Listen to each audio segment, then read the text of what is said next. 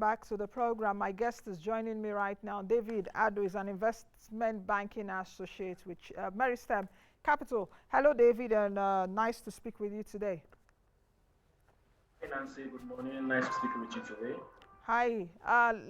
Let's get started. The market witnessed an upside of 1.47% last week. Is that a nice start to the second half, or is just cosmetic, or should we still be a bit Well, trepidated? okay, if you look at what happened last week, you see that the market actually traded, I think, positive 4 days out of the week.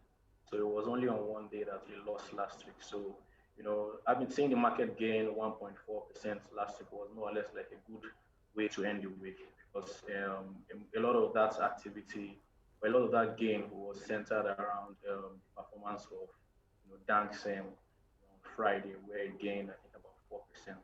And when you consider, the market weight of Danks, you see that, that is significant enough to move the market to a positive. So aside that, anyway, you can still see across the board in the market that, last week was generally good outing for the equities market last week. So what's driving that really? What's driving the positive sentiments that we're saying? So really, not so much has changed when you look at the broader sentiments, across the market space. If you look, compared to the start of the year, where we are now, we're seeing that the market is sort of trading sideways.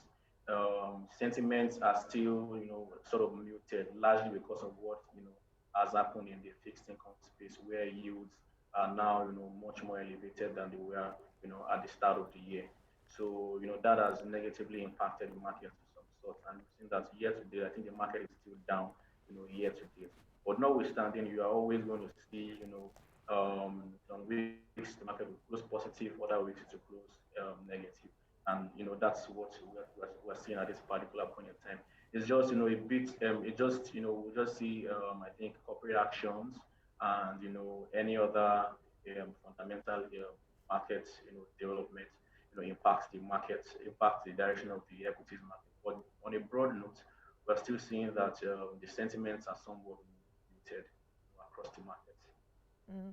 Are there some corporate earnings that the market is expecting, and are there some corporate earnings that came out which the market was really happy about, or is happy about, and could be like signal to what will happen in the third quarter and the remaining part of the year? Okay, so we're now in the beginning of the third quarter of the year. So would expect that at some point later this month or early next month we'll start to see corporate results for the first half of the year come out for a lot of all the listed names. So I mean that is something to look forward to at later parts of the month and early next month. But I mean if you look closely at what happened last week, I think the main corporate that released that released its financials was Flour Mills, where the financial performance of the company was really, was quite impressive. I think revenue grew by about 34%, and same thing for bottom line as well. And that sort of, drove some positive sentiment. But if you look at the market weight of, flour mills, it's not, you know, it's not a bellwether stock, one that will materially impact the direction of the market. So it sort of spells, good sentiments for the consumer goods space, such that it shows that there's still some potential for good performance in that sector. David, what's to watch this week? What should we put our microscope on? Or this kind of glasses? What should I be watching very closely this week in the market? Okay, so this week, I think if you look closely at the markets, what we would just expect is really more of the same, where investors start to position ahead of some of the expected corporate releases now that the first half of the year, is over. So that's one. And also, you also want to take note that this is the first half of the year marks a period where a lot of the indices, will be rebalanced. And as such, portfolio managers will want to start, rebalancing their portfolios. And that might, sort of, drive increased activity on some of the counters we have on the exchange this week. So if you're looking across the market, the best bet would just be to stick largely with the fundamentals. Those companies in the sectors that have exhibited good fundamental performance over the years, and as well those that have potential of giving you good dividends. So I think that is still the best bet at this particular point in time. The market that we have right now, let me ask you if it's more of a liquidity play kind of market, or is more of a growth play, or is more of let's sit down and wait for when companies declare their profits, and from that profit we may get a slice of the dividends. So what kind of market, or if there's any other kind of analysis you want to give to me, my ears are itching to hear it. So is it more of a liquidity play? Is it more of a company's profit or dividends play? Or is it more of a growth play? Or is it a mixture of both? Or the trio that I've talked about? Okay, that's a pretty interesting question. But really, when you look at the broader, the broader sentiments, impacting the market, you see that it really is a mix of, all three. So at the start of the year and towards the end of last year, we had, a lot of liquidity in the market, and at that point, it was really a liquidity play because, rates were low in the fixed income space, and the equities market provided a lot of growth potential. But since then we've had some sort of reversals in that market development, whereby you're seeing that liquidity is starting to come under pressure. Rates are also going up, and that has negatively affected the equities market. So from a liquidity standpoint, it's not so much of a liquidity now at this particular point in time. So what you just see is more or less where investors that have gotten good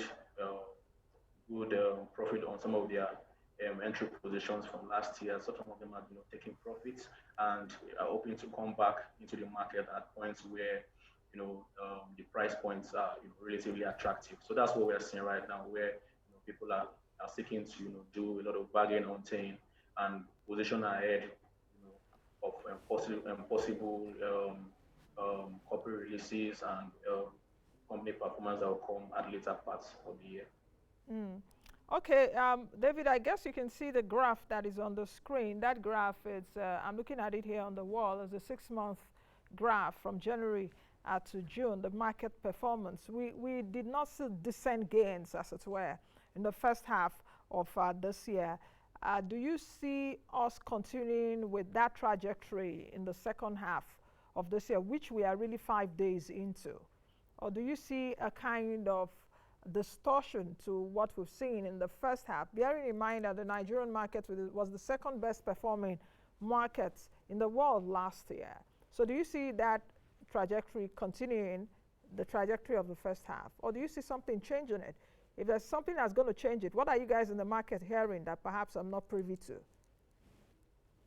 Okay, so really, when you look at the performance of the market this year, it's not entirely different from what we had already expected that we would see at some point this year when we were making our full year outlook, and that is largely because we had said that a lot of the a lot of the activities that will play out in the equity space will be shaped by what goes on in the fixed income space. Well, we mentioned that if there is a sharper, if there is an earlier than expected rise in interest rates, that will impact the fortunes of the market, and that is what played out because interest rates started to rise at around February, around February this year.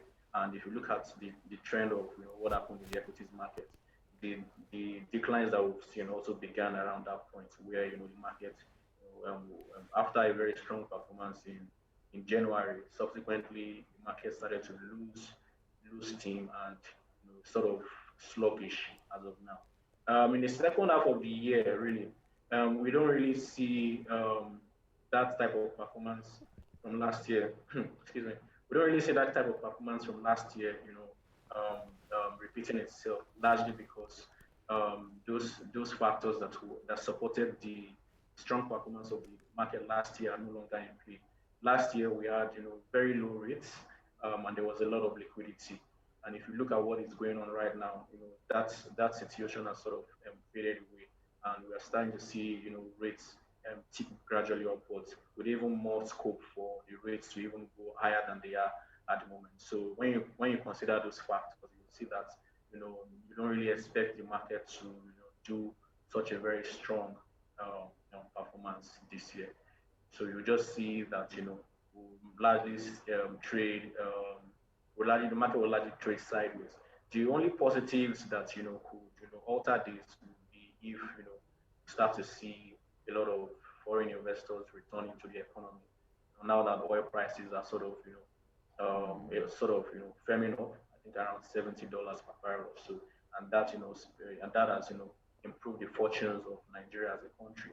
So if we start to see foreign investors start to participate in the domestic space, probably we can start to see the markets rise and deliver that kind of performance or something similar to what we saw last year.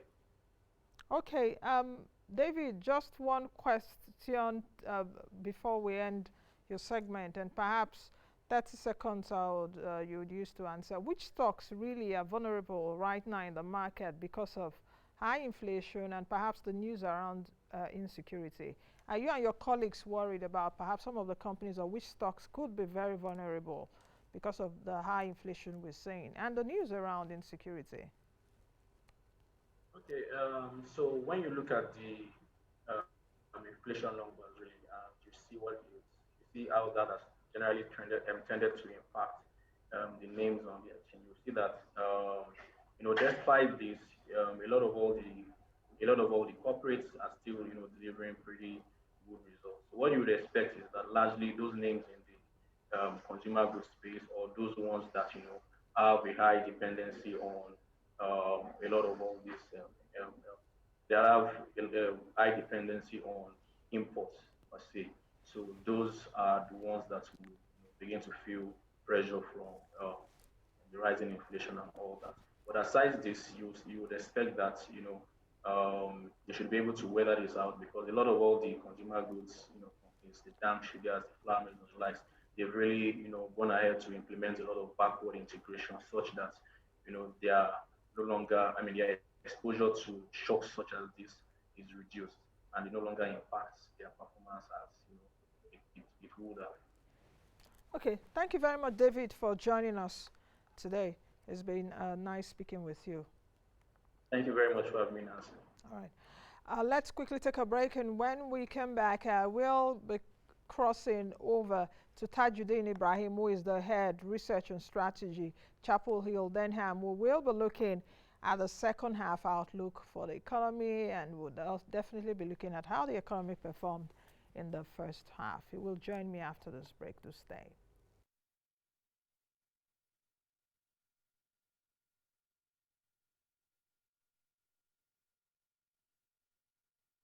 The business world is always evolving, and to keep track of unfolding events, you need a trusted companion.